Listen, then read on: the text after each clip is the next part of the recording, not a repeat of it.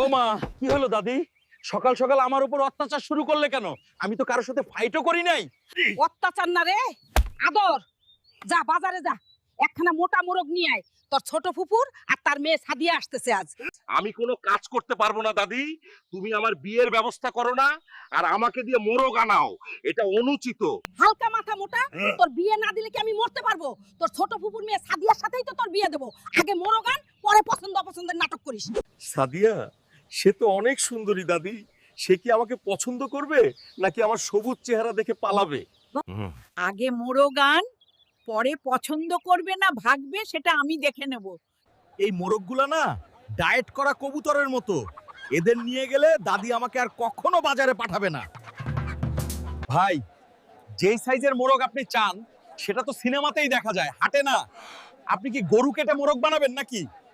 বাজারের মোরগগুলো এত চিকন, দাদির সামনে গেলে লজ্জা লাগবে। পাশের জঙ্গলে নিশ্চয়ই কোনো রাজা মোরগ আছে, ওটাই নিয়ে ফিরবো, তাতেই সাদিয়া ইমপ্রেস হবে। আরে, এ তো মোরগের মামাতো ভাই, আকারে ডাবল। গ্রামের কেউ এমন মোরগ কোনোদিন দেখেই নাই। ও বাপরে, তুই তো আমার ভাবনার চেয়েও দ্রুত দৌড়াস। সরাসরি গ্রামে নিয়ে চল, আজ তুই আমার ভিআইপি মোরগ। কই কই কই, ওরে হতছাড়া। তোকে বললাম মোটা মোরগ আন, আর তুই উটের মতো পাখি এনে বাড়ি ভর্তি করলি।